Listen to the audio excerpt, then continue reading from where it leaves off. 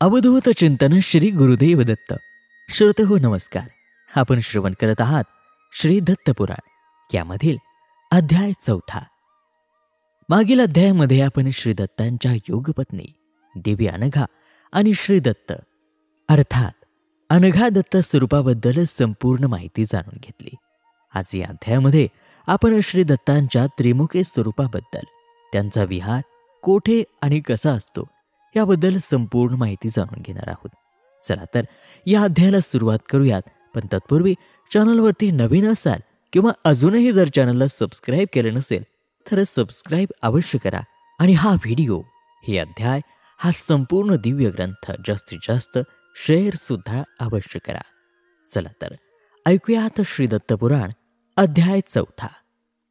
महर्षी व्यास आपल्या सर्व शिष्यांना श्री दत्तांच्या दिव्य आणि अलौकिक चरित्राबद्दल सांगत आहेत. या चरित्र कथनामध्ये त्यांच्या शिष्यांनी पुढे विचारले, हे गुरुदेव, श्री दत्तांचे स्वरूप, त्यांचे रूप कसे आहे आणि त्यांचा विहार कोठे आणि कसा असतो? आपल्या शिष्यांच्या या प्रश्नाचे उत्तर देताना व्यासमुनी त्यांना म्हणाले, खरे तर सर्व विश्व ज्याने निर्माण केले अशा त्या परमेश्वराचे रूप, गुण, आकार असे काही विशिष्ट नसते. दुसऱ्या शब्दामध्ये सांगायचं म्हटलं तर त्याला अमुक असे रूप, अमुक गुण किंवा अमुक असा आकार नसतो आणि असे हेच त्याचे खरे स्वरूप, आणि म्हणूनच त्याला निर्गुण निराकार म्हणतात. पण भक्तांना समजावे, आपल्या भक्तांना पाहता यावे म्हणून तो विशिष्ट रूप धारण करतो, सगुण आणि साकार होतो. आणि हे त्याचे सगुण रूप हे भक्तांच्या कल्पनेसारखे, भक्तांना आवडेल असे असते. आणि तसेच हे परमेश्वराचे दत्त रूप. गुरुदेव दत्तांचे रूप एखाद्या यतीप्रमाणे, एखाद्या संन्याशाप्रमाणे आहे. डोक्यावरती जटा गुंडाळून बांधलेल्या, गळ्यामध्ये त्या जटाबा, दंडावर मनगटांवर रुद्राक्षाच्या माळा बांधलेल्या, अंगावरती अनेक ठिकाणी जसे की दंड, छाती, कपाळ इत्यादी ठिकाणी भस्माचे पट्टे उठलेले, डोक्यावरती चंद्राची कोर, कमरेला लंगोटी, भगवी लुंगी किंवा सोवळे नेसलेली असते. काखेला बहुधा भगव्याच कापडाची झोळी असते. कपाळी उभे गंध लावलेले असते.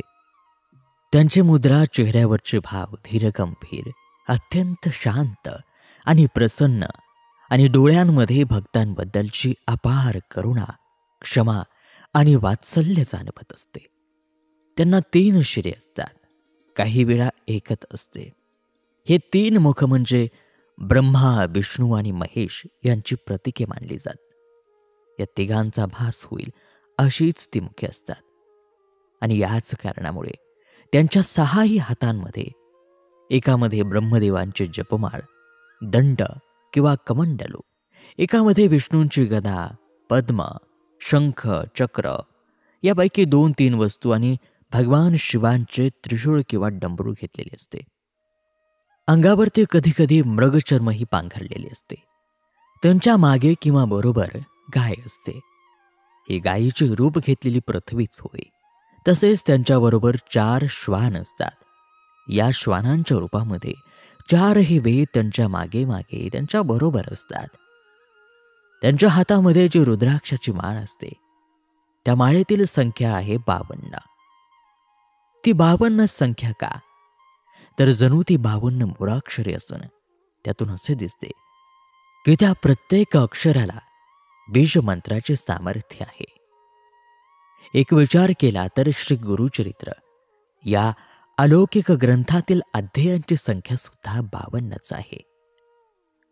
श्री दत्तात्रयांच्या हातातील पाण्याने भरलेले कमंडलू म्हणजे संसार स्थितीला कारणीभूत होणाऱ्या कर्माचे प्रतीक मानले जाते.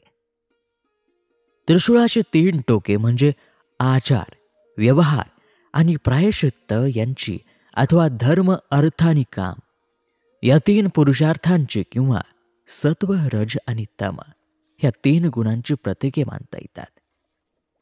दत्तगुरूंच्या हातातील डमरू हे त्यांच्या वेदशास्त्रांवरील प्रभुत्वाचे प्रतीक असून सुदर्शन चक्र हे अज्ञानाचा आणि दुष्ट शक्तींचा नाश करणारी होय.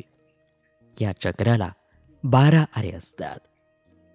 त्यांच्या हातातील शंख हे वेदातील विधी, नियमावली किंवा परिसंख्या निधी या विविध गोष्टींचे प्रतीक मानले जाते.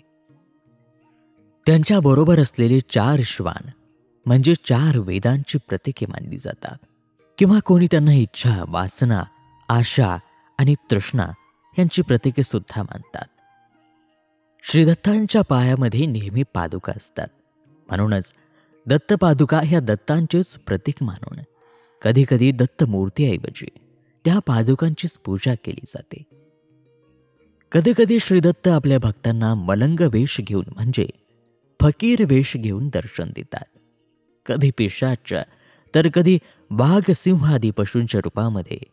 सारांश, कोणत्याही रूपाने कधीही आणि कोठेही श्रीदत्त आपल्या भक्तांना दर्शन देतात.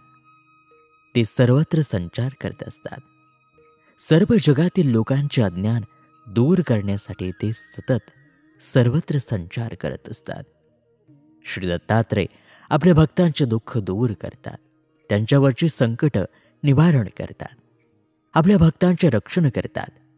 संकटातील भक्तांनी स्मरण करताच ते त्यांना संकटातून तारायला धाव घेतात आणि म्हणूनच त्यांना स्मरत्रगामी म्हणतात.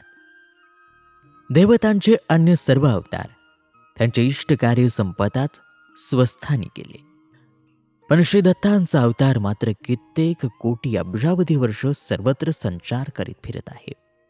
त्यांनी आपला अवतार संपवलेला नाही. ते दिव्य देहाने अजूनही आहेत आणि म्हणूनच त्यांना अविनाशी नाव आहे. कलियुगामध्ये दत्त हाच एक देव राहिला आहे अशी सर्व भक्तांची श्रद्धा आहे. प्रापंचिक आणि पारमार्थिक अशा दोन्ही गोष्टी सुखे ते भक्तांना देत असतात. म्हणूनच भोग आणि मोक्ष या दोन्ही गोष्टींचे दान इच्छुक भक्तांना देत दत्तात्रय कधी प्रकट रूपाने तर कधी गुप्त रूपाने वावरत असतात.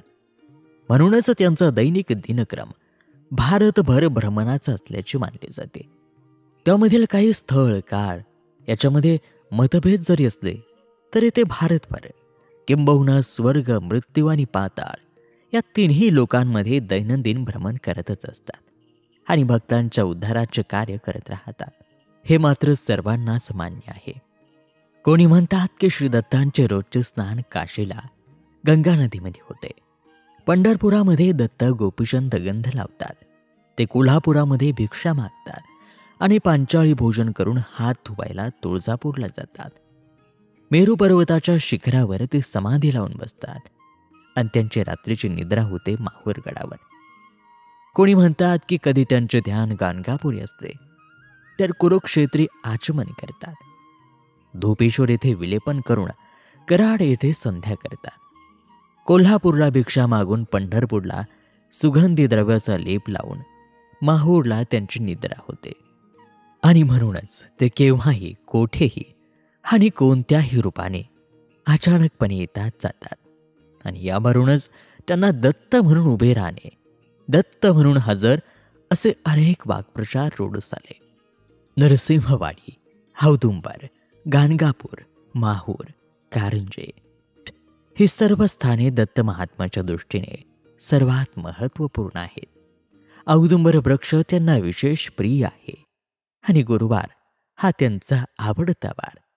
म्हणूनच या दिवशी सर्व भक्त मंडळी त्यांची विशेष सेवा करतात आणि दत्तकृपा प्राप्त करून घेतात. आणि श्रोतेहो, याचबरोबर श्री दत्त पुराण ग्रंथातील हा 4था अध्याय या ठिकाणी समाप्त होत आहे. पुढील 5व्या अध्यायामध्ये आपण श्री दत्तांच्या एकमुखी स्वरूपाबद्दल जाणून घेणार आहोत. तेव्हा पुढील दिव्य कथाभाग पाहायला विसरू नका आपल्याच मेड4 मराठीवरती. तोपर्यंत नमस्कार, धन्यवाद. श्री गुरुदेव दत्त.